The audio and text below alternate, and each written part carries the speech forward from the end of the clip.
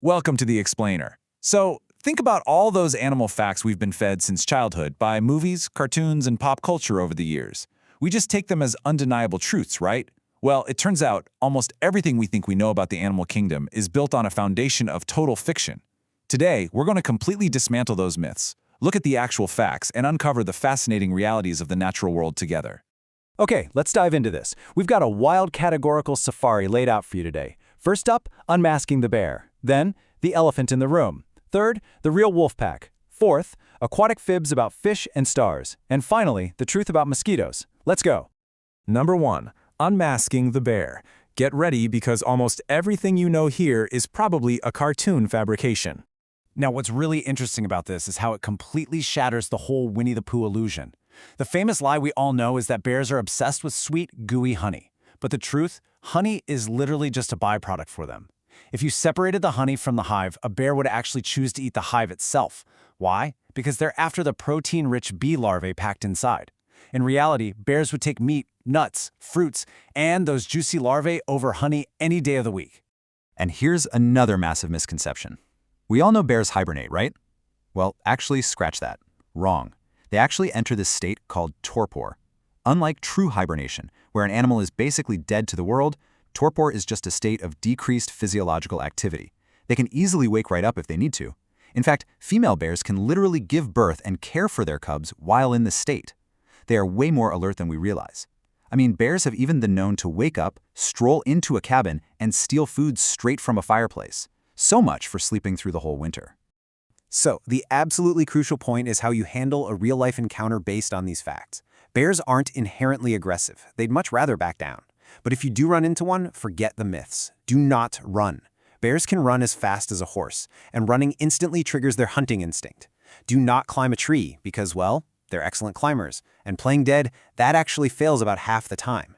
Instead, you gotta follow these exact steps. Step 1, stay completely still. Step 2, stretch your arms out to make yourself look as big as possible. And Step 3, move backwards very slowly.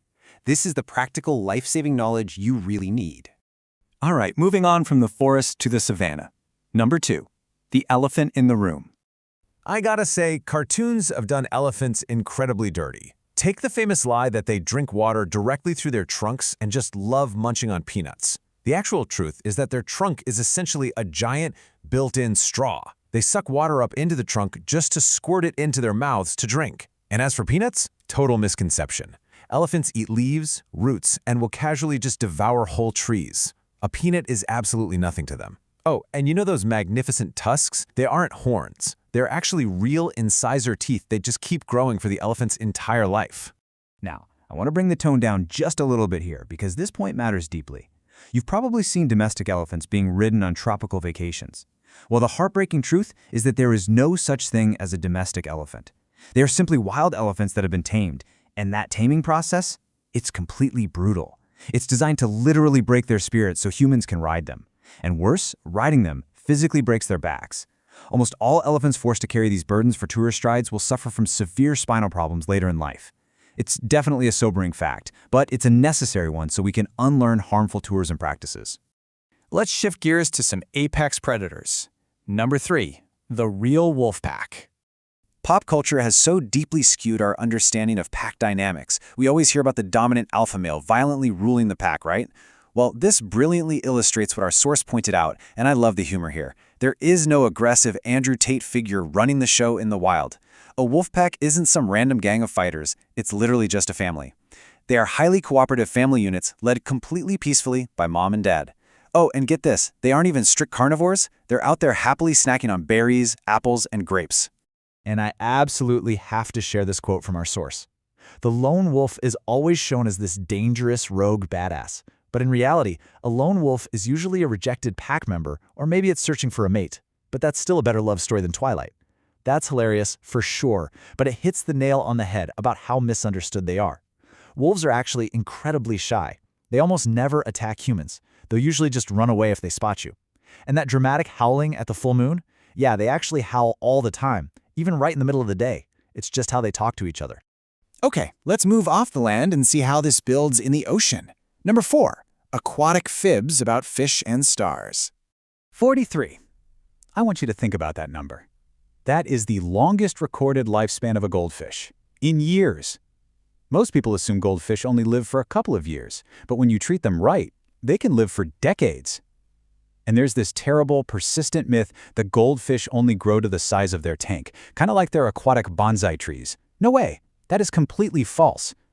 A healthy goldfish can actually grow over a foot long. Cramming them into a tiny little decorative bowl doesn't politely keep them small. It fatally stunts their growth and kills them way before they can reach their full, impressive size. We also need to completely dismantle the whole forgetful fish thing.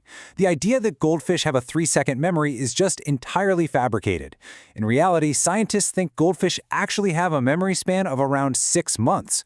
They're surprisingly intelligent little guys. They can easily recognize the specific person who feeds them, and they can even be trained to solve underwater mazes. They are so much more complex than the simple, blank-staring creatures we make them out to be. Now let's look at another number. 2,000. That is the massive number of starfish species living in our oceans. Because there are so many weird varieties out there, people often assume they're highly dangerous or poisonous to us.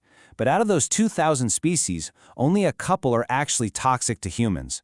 Though, a quick aside, you still really shouldn't touch them. Not because they'll hurt you, but because the natural oils and chemicals on our skin can actually be super toxic to them. Honestly, starfish are some of the weirdest creatures on the planet. First of all, they aren't even fish. And while we all picture that classic 5-point star, they can actually come in pentagon shapes with no arms at all, or with a huge number of arms. And our source points out this beautifully bizarre fact. They have eyes on their arms. If a starfish has 50 arms, it has 50 eyes. Kind of like the multi-eyed demon Yahaba from Demon Slayer. And here's the kicker. They don't swim. Those arms are totally useless for paddling. Instead, they literally walk across the ocean floor using hundreds of tiny, tube-like threads underneath their bodies. Wild, right? All right, arriving at our final stop. Number 5, the truth about mosquitoes, the ultimate summer pest. If you think every single mosquito is out to drink your blood, you are in for a surprise. The vast majority of a mosquito's diet is actually just fruit juice, plant sap, and flower nectar. They're honestly a lot like bees or butterflies in that regard. Male mosquitoes, they never, ever bite humans. They live very peacefully on nectar.